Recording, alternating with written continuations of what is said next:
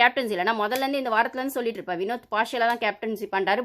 அவருக்கு தக்காளி தொக்கு பாரு மட்டும்தான். சாண்ட்ராவை கேள்வி கேட்க தைரியம் இல்லை, எஃப்ஜேவை கேள்வி கேட்க தைரியம் இல்லை, அந்த கனி குரூப் எதிர்த்து பேச தைரியம் இல்லை. ஏன் அந்த திவ்யாவுக்கு மட்டுமே சொம்பு தூக்கிட்டு இருக்க, திவ்யாவுக்கு எதிர்த்து பேசாமல் அப்படின்னும் போது நீங்கள் எல்லார்கிட்டே நல்ல பேர் வாங்கலான்னு ஒன்று பண்ணீங்க.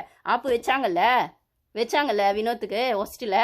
எஃப்ஜேவை காப்பாற்றிட்டு எஃப்ஜேவா சாண்ட்ராவான்னு வரும்போது சாண்ட்ராக்கு அது சாண்ட்ரா அவளா தேடிக்கிட்டதுன்றத விட அவள் பிளே அதுதான். அந்த பிளேல அவள் ஜெயிச்சிட்டா. அவளை ஒஸ்ட் வீடியோ சேர்ந்து கார்னர் பண்ணி ஒஸ்ட்டு சொல்லணுன்றதா அவள் பிளே. அதை முட்டாள்தனமாக அதை தூக்கி நீங்களே அவளுக்கு கொடுத்துட்டீங்க. ஓகேவா? இது ஒன்றாச்சு. அஃபிஷியல் ஓட்டிங்கில் அவள் முன்னுக்கு வந்துட்டு இருக்கா இப்போ அப்படின்னு சொல்லும்போது அவள் பிளேவை அவள் கரெக்டாக தான் 2 வீக்ஸாக பண்ணிட்டு இருக்கா. அவள் பிளேவே பண்ணலன்னு சொல்கிறவங்க முட்டாள். அவள் பிளே பண்ணுறா. அவளோட பிளேவை அவளோட ஆங்கிளில் அவளோட பெர்ஸ்பெக்டிவ்ல ஒன்று பண்ணிட்டு இருக்கா.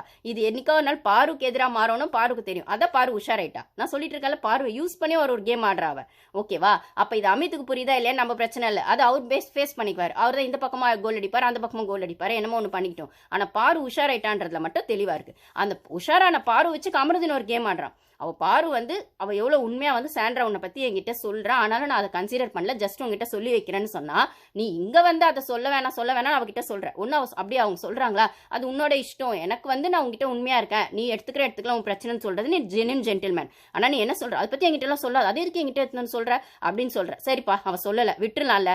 அதை எடுத்து நீ இன்னைக்கு லைவ்ல விக்ரம் கிட்ட சொல்கிற. விக்ரம் கிட்ட சொன்னது போக இந்த ஒஸ்ட்டில் சாண்ட்ராவை சொல்லும் போது நீ அந்த ரீசனை சொல்கிறேன். ஏண்டா நீ தானே பாருக்கிட்டே சொல்ல வேணான்னு சொன்னேன், அப்புறம் அதை விக்ரம் கிட்ட சொன்னேன். அதை எடுத்துன்னு கேம்குள்ள யூஸ் பண்ணி அது ஒரு காரணமா சொல்லி சாண்ட்ராவை ஏன் வச்சிட்டோன்னு சொன்னேன். அப்ப அதை தான் அந்த பொண்ணு கேட்கிறா. அவ அப்பவே சொல்லுவா, பாரு நான் அவ சொன்னான்னு சொன்னேன், ஆனா நீ எடுத்துட்டு போய் அதை அவகிட்ட கேட்றாதன்னு சொல்லும்போது கேட்கவே கேட்காதன்னு சொன்ன விஷயத்த நீ பிளாஸ்மால சொல்லி அதை கேம்குள்ள கொண்டு வர. அப்ப நீ என்னவா ஆடுற பார்வை யூஸ் பண்ணி அப்படின் போது எங்களுக்கு பாரு ஃபேன்ஸ்க்கெல்லாம் அவன் கமருதீன் அவளுக்கு உண்மையா இருக்கானன்ற அந்த டவுட் இருந்துகிட்டே தான் இருக்கு.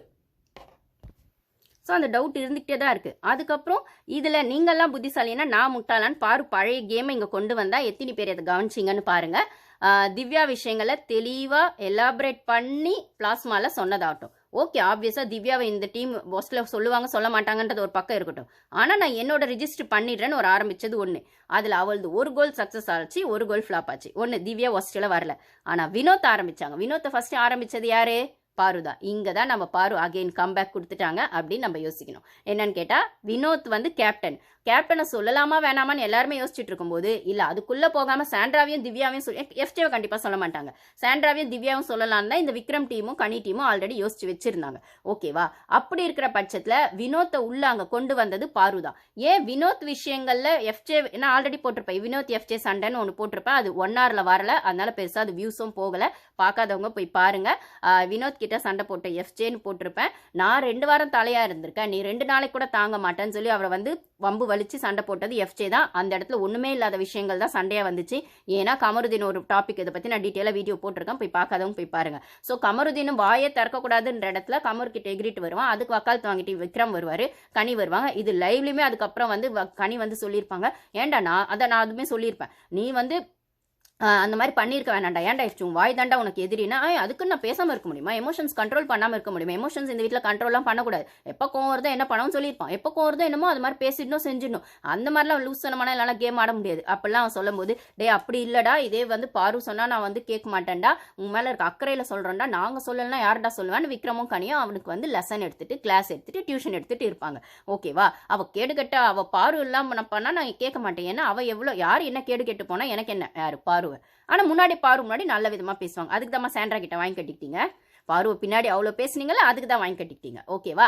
நீங்கள் இதை எங்கள் பாட்டி சொல்லுவாங்க, எத்தனைக்கு எத்தனை உலகத்தில் இருப்பான் அப்படின்னு சொல்லிட்டு. நீங்கள் ஒருத்தங்களை ஏமாற்றணும்னு நினச்சா அவங்க திருப்பி உங்களை ஏமாற்றணும்னு அவசியம் இல்லை. ஓகேவா? நீங்கள் ஒருத்தங்களை அடிக்கணும்னு நினச்சா அவன் திருப்பி உங்களை அடிக்கணும்னு அவசியம் இல்லை. ஆனால் நீங்கள் தப்பே பண்ணாத இடத்துல, அடிக்காத இடத்துல ஒருத்தன் புதுசாக ஒன்று பண்ணுவான். அப்போ நீங்கள் அன்றைக்கி நிஜமாவே ஒன்றும் பண்ணியிருக்க மாட்டீங்க, ஆனால் செம்மையாக வாங்கியிருப்பீங்க. அது எப்பயும் ஒன்று பண்ணியிருப்பீங்கல்ல, அதுக்கான பதிலாக அது இருக்கும். ஓகேவா? ஸோ நீங்கள் கொடுத்த இடத்துல அது திருப்பி வரணும்னு எந்த அவசியமும் கிடையாது. ஆனால் அது வேற ஒரு விதமாக இன்னொரு இடத்துலேருந்து வரும். அப்போ நிஜமாவே நீங்கள் அன்றைக்கி எதுவுமே பண்ணியிருக்க மாட்டீங்க. டே நான் நேற்று வரைக்கும் திருட்டுத்தனம் பண்ணாண்டா, அப்போல்லாம் மாட்டலடா, எனக்கு நிஜமாவே ஒன்றுமே பண்ணலடா, அவன் என்னை வச்சு செஞ்சுட்டு போனான்டா, நான் ஒன்றுமே தப்பே பண்ணலடா, ஆனால் என் மேலே திருட்டு பட்டம் கட்டினான்டான்றலாம் நிறைய இருக்குது. அந்த மாதிரி விஷயங்கள் நிறைய இருக்குது. ஸோ இதெல்லாம் எத்தனைக்கு எத்தனை உலகத்தில் இருப்பான்னா, நீ ஒருத்தனை ஏமாத்தான்னு பார்த்தா அவன் திருப்பி உன்னை வந்து அடிக்கிறதுக்கு அவனுக்கு திராணி இல்லாமல் இருக்கலாம்.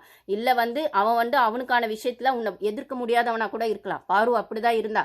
இவ்வளோ நாள் அந்த குரூப்பிசம் கிட்ட மல்லு கட்ட முடியாமல் செய்யாமல் ஓரளவுக்கு இப்போ சட்டில் ஆகிட்டு, ஓகே நான் என் கேமை எந்த அளவுக்கு வந்து ஓரளவுக்கு சட்டில் விளையாட முடியுமா அப்படின்ற இடத்துல. ஆனால் நீங்கள் முன்னாடிலாம் ஒன்று பண்ணி வச்சிங்கல்ல, அதுக்கான பேக்கை இப்போ சாண்ட்ரா கிட்ட வாங்கிக்கோங்க, அவ்வளோதான்.